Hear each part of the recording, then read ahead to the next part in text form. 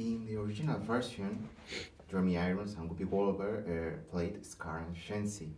What reference for you, and or was it a challenge? Because there are a lot of nostalgia with this film. You want to start? Okay.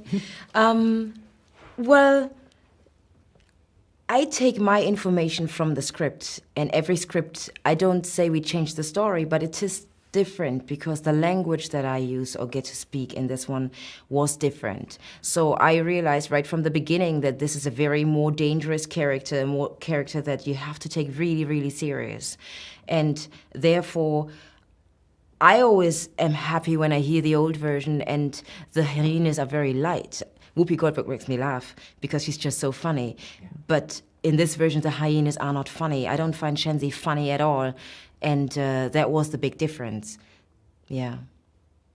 Yeah, I mean, I feel I love the original, you know, and I love Jeremy Irons and you know, and so it was really exciting to be able to sort of even just see if there was any room in all of that, you know, in all of that sort of genius and brilliance, you know, just to kind of express something, you know, that was maybe, you know, just a bit more from me and a bit more like, so naturally a little different, you know. So I ended up just looking at it in terms of what I was really curious about in terms of Scar, and I was very curious about the psychology of Scar, and I was curious about that relationship to power and status and what that does to somebody who's obsessed with those things or addicted to those things, and how that then can lead to these terrible, horrible choices and decisions, but feeling sort of justified within themselves, and allowed me to have like some sort of empathetic ideas, you know, not sympathetic, but like sort of empathy with what was going on for him. And then within the context of what Jon Favreau was doing, and all of this kind of realism, you know, and the look of it, I just thought was really a sort of interesting overall thing.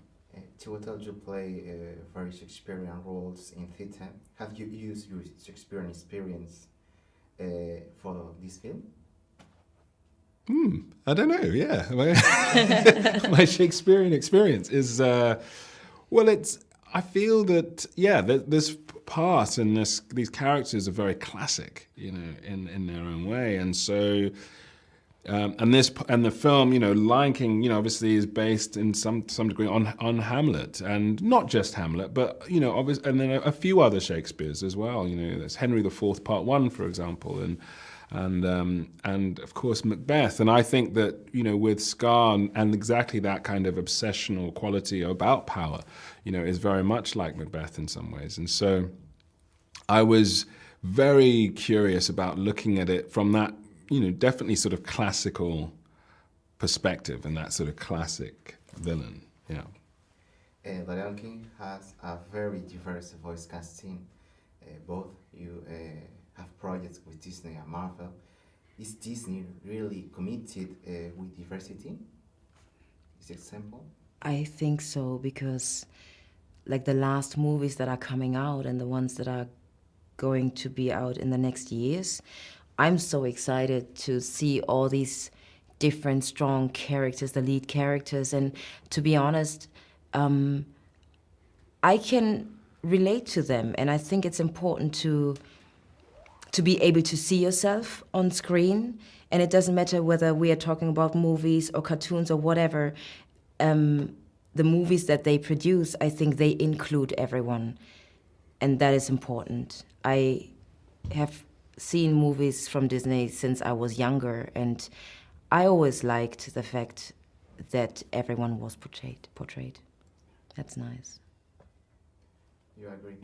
I 100% agree. Yeah, I think that that it is very important to have to see yourself, exactly, to see yourself Yes. portrayed on screen, and it's important for everybody to have that kind of experience. And so, you know, I've you know gone through, you know, I've lived through all of that sort of transition in a way, from some of the when I was much younger, watching, you know, programs and watching films, and that just did not have any diversity at all. Yes. And that was very normal for a long period of time. And in fact, it was you know, people were vilified when they try to expand that concept and to have any diversity, you know, and people were very judgmental about that, you know.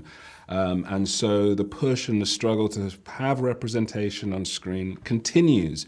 And, you know, and it is incredibly beneficial for every member of a society to be able to see themselves represented in these kinds of mediums.